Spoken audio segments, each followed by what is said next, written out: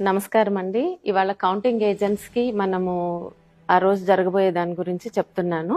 So first మీరు counting ఏజెంట్గా ఉదయం 6 గంటలకల్లా కౌంటింగ్ రూమ్స్కి హాల్కి వెళ్ళిపోవాలండి. మీతో వెళ్తున్నప్పుడు మీరు తీసుకువెళ్లాల్సినవి ముఖ్యంగా ఇది ఫామ్ 18 డిక్లరేషన్ ఫామ్.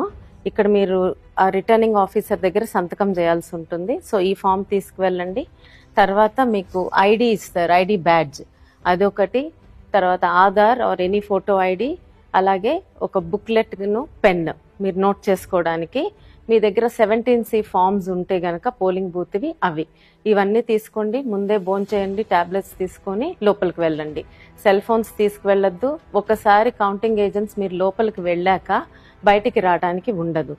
సో అలాగే మీ బ్యాడ్జ్ మీద ఉన్న నెంబర్, అంటే మీకు ఏ టేబుల్ నెంబర్ అనేది ముందే తెలుస్తుంది, ఏ టేబుల్ నెంబర్ వద్ద కూర్చుంటారో.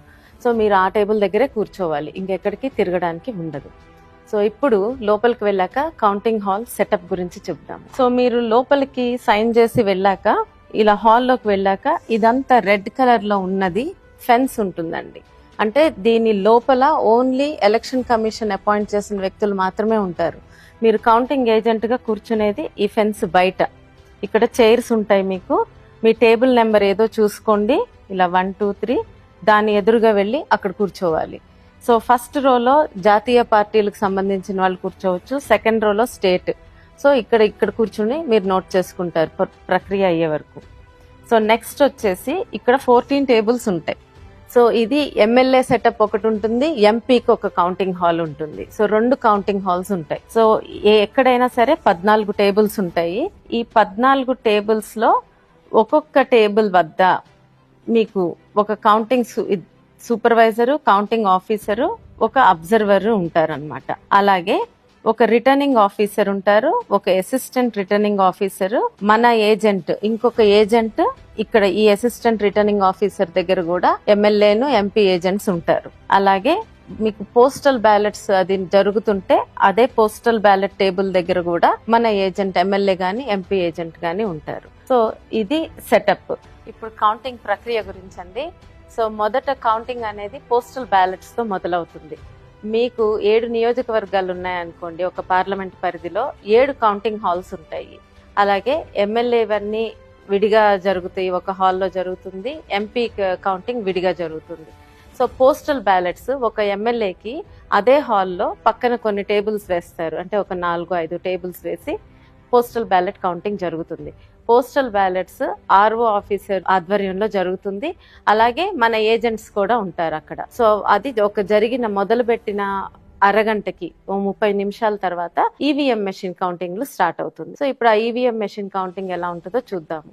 ఎంపీకేమో విడిగా ఇంకొక రూమ్ లో పోస్టల్ బ్యాలెట్ కౌంటింగ్ జరుగుతూ ఉంటుంది. అక్కడ కూడా ఆర్ఓ అధికారిను, మన ఏజెంట్స్ ఉంటారు. సో ఇప్పుడు ఈవీఎం కౌంటింగ్ ఎలా జరుగుతుందో చూద్దాం. సో మీకు ముందుగానే మీ టేబుల్ నెంబర్ ఏదో మీకు తెలుసు కదా. సో ఆ టేబుల్ దగ్గరికి వెళ్ళి మీరు ఫెన్స్ బయట కూర్చొని ఉంటారు.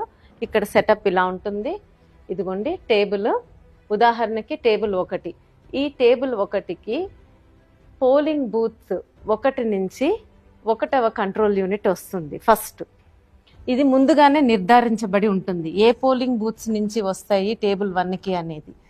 సో అలాగే ఇప్పుడు టేబుల్ 2 ఉందనుకోండి, పోలింగ్ బూత్ 2 నుంచి కంట్రోల్ యూనిట్ 1 వస్తుంది. అలాగే టేబుల్ 14 అయితే పోలింగ్ బూత్ 14 నుంచి కంట్రోల్ యూనిట్ 1 వస్తుంది. సో ఈ ప్రక్రియలో జరుగుతుంది, ఇది ముందే నిర్ధారించుంటుంది. ఇక్కడ 2 కౌంటింగ్ సూపర్వైజర్లు ఉంటారు, ఒక అబ్జర్వర్ ఉంటారు. ఈ కంట్రోల్ యూనిట్ ఏదొచ్చినా ఒక ఈఎంవి మెషిన్ కి కూడా కనెక్ట్ చేసి ఉంచుతారు. సో ఇప్పుడు మీకు ఇలాంటి సూట్ కేసులో మీకు కంట్రోల్ యూనిట్ తీసుకొస్తారు. తీసుకొచ్చినప్పుడు మీరు ఫస్ట్ చూసుకోవాల్సింది సీల్స్. ఈ సీలు కరెక్ట్ గా ఉందా. తర్వాత ఇది ఓపెన్ చేస్తారు. ఓపెన్ చేశాక కంట్రోల్ యూనిట్ బయటకు తీస్తారు. అడ్రస్ సీల్ చూసుకోండి సరిగ్గా ఉందో లేదో. ఆ తర్వాత పేపర్ సీల్ సరిగ్గా ఉందో లేదో చూడండి. తర్వాత ఈ పేపర్ సీల్ కట్ చేసి ఓపెన్ చేస్తారు.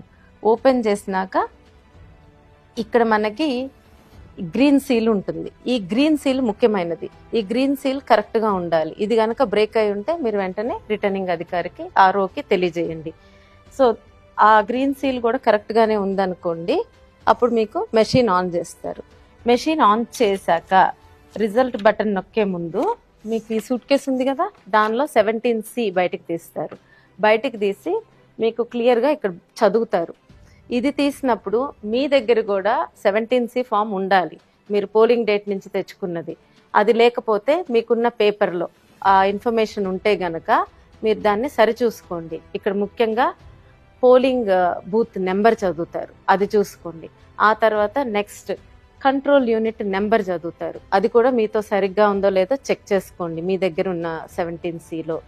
తర్వాత టోటల్ ఓట్స్, అంటే ఆ బూత్లో టోటల్ ఓట్స్ ఎన్నైనాయో చూపిస్తారు, ఆ నెంబర్ కూడా మీరు నోట్ చేసుకోండి. ఫస్ట్ ఇవి మీరు చేయాల్సింది. తర్వాత ఈ గ్రీన్ సీల్ సరిగ్గానే ఉంది అనుకున్నాక ఈ బటన్ నొక్కుతారనమాట. ఈ బటన్ నొక్కగానే మీకు రిజల్ట్స్ కనిపించడం మొదలవుతాయి. సో రిజల్ట్స్ వస్తున్నప్పుడు ఫస్ట్ మీకు పోలింగ్ తేదీ కనిపిస్తుంది, నోట్ చేసుకోండి. తర్వాత టోటల్ నెంబర్ ఆఫ్ ఓట్స్ కనిపిస్తాయి. ఆ టోటల్ నెంబర్ ఆఫ్ ఓట్స్ మనకి ఇప్పుడు ఈ 17Cలో మీరు ముందు చూసుకున్నారు కదా, ఆ ఓట్స్ నెంబర్ కరెక్ట్ టాలీ అవ్వాలి. ఒకవేళ అది టాలీ అవ్వలేదనుకోండి, వెంటనే ఆర్ఓ ఆఫీసర్కి తెలియజేయండి. అప్పుడు టాలీ అవ్వకపోతే ఆయన వచ్చి ఆ మెషిన్ని మళ్ళీ పక్కకు తీసుకువెళ్తారనమాట. తీసుకువెళ్ళి మీరు ఆ రౌండ్ ఖాళీగా ఉంటారు. తర్వాత ఈ రిజల్ట్స్ స్టార్ట్ అవుతాయి, కనిపించడం స్టార్ట్ అవుతుంది. మీకు ఆ క్యాండిడేట్ 1, 2, 3 నోటా వరకు రిజల్ట్స్ డిస్ప్లే అవుతాయి. మీరు ప్రతిదీ మీ క్యాండిడేట్ది ముఖ్యంగా చూసుకొని అన్నీ నోట్ చేసుకోండి, నోటాతో సహా నోట్ చేసుకోండి. ఇవన్నీ ఏం ప్రాబ్లం లేకుండా జరిగిపోతే మీరు నోట్ చేసుకుంటున్నట్టే ఈ కౌంటింగ్ సూపర్వైజర్ కూడా 17C పార్ట్ 2 ఫిల్ చేస్తూ ఉంటారు, మీతో పాటు అన్ని రిజల్ట్స్ నోట్ చేస్తారు. మీకు ఒకవేళ రిజల్ట్స్ మళ్ళీ చూడాలనుకుంటే రిటర్నింగ్ అధికారిని అడిగితే ఆర్ఓని మీకు మళ్ళీ రిజల్ట్ బటన్ నొక్కితే మళ్ళీ అన్నీ కనిపిస్తాయి. ఒకవేళ ఇదంతా సవ్యంగా అయిపోయింది, అందరూ అగ్రీ అయ్యారనుకోండి, ఒప్పుకుంటే మీకు కౌంటింగ్ సూపర్వైజర్ 17C పార్ట్ 2 సంతకం పెట్టమని అడుగుతారనమాట. సో దానిలో మీకు ఆ కంట్రోల్ యూనిట్ నెంబర్ కూడా రాసి, అవును ఇది ఇదే కంట్రోల్ యూనిట్లో జరిగింది కౌంటింగ్ అని చెప్పి మీరు సంతకం పెడతారు. అందరూ సమ్మతమే అయితే ఆ పేపర్ తీసుకెళ్ళి కౌంటింగ్ సూపర్వైజర్ ఆర్ఓకి అందజేస్తారు. ఆయన అది కూడా సరి చూసుకొని కరెక్ట్గా ఉంటే మైక్లో అనౌన్స్ చేస్తారు, బోర్డు మీద కూడా ఈ రిజల్ట్స్ అన్ని డిస్ప్లే చేస్తారు. ఇదంతా జరిగితే ఒక రౌండ్ ప్రక్రియ కంప్లీట్ అయినట్టు. సామాన్యంగా ఈ రిజల్ట్స్ అనేది 2-3 నిమిషాల్లో అయిపోతుంది, కానీ ఈ చెకింగ్ అంతా అవ్వడానికి మినిమం అరగంట పడుతుంది. సో దాంతో ఒక రౌండ్ అయినట్టు. ఆ రౌండ్ అయిపోయాక నెక్స్ట్ ఈ అనౌన్స్ చేసిన పేపర్ ఈ 17C పార్ట్ 2ని ఇంకొక ఆఫీసర్కి ఇస్తారు. అది ఫామ్ 20లో ఇదన్నీ భద్రపరుస్తారు. ఫామ్ 20ని బట్టే మనకి తర్వాత క్యాండిడేట్స్కి అందించేది, దాన్ని బట్టే మన డిక్లేర్ చేసేది రిజల్ట్ని. సో ఇప్పుడు ఇదంతా అయిపోయాక మళ్ళీ మీ టేబుల్కి పోలింగ్ బూత్ 1 నుంచి సెకండ్ కంట్రోల్ యూనిట్ వస్తుందన్నమాట. సో అట్లా రెండో రౌండ్ ఆ నియోజకవర్గంలో ఉన్న పోలింగ్ బూత్స్ అన్ని కంట్రోల్ యూనిట్స్ అయిపోయే వరకు ఈ ప్రక్రియ కొనసాగుతుంది, అన్ని రౌండ్స్ అవుతాయి. మొత్తం నియోజకవర్గంలో అన్నీ అయిపోయినాయి అనుకోండి, మీకు లాస్ట్లో ఒక వీవీప్యాట్ మెషిన్ ఒక 5ని లాటరీ సిస్టంలో తీస్తారు. తీసి ఇక్కడే మీకు పక్కన ఇంకొక గదిలో మీ అందరికి కనిపిస్తుంది, అక్కడే వాటిని కౌంట్ చేస్తారు. ఆ పేపర్ స్లిప్స్ అన్ని కౌంట్ చేస్తారు. అవి దానికి సంబంధించిన కంట్రోల్ యూనిట్లో నెంబరు సరిగ్గా ఉందనుకోండి, దాంతో కౌంటింగ్ ప్రక్రియ కరెక్ట్గానే ఉందని నిర్ధారిస్తారు. సో ఇప్పుడు ఏమేమి సమస్యలు రావచ్చు, ఒకవేళ మీకు ఈ కంట్రోల్ యూనిట్స్ తెచ్చినప్పుడు సీల్స్ సరిగ్గా లేకపోయినా, ఏ సీల్ లేకపోయినా రిటర్నింగ్ అధికారికి ఆర్ఓకి తెలియజేయండి. సో ఈ గ్రీన్ సీల్ వరకు బాగానే ఉంటే మీకు యాక్చువల్లీ ముందు కంటిన్యూ చేస్తారు.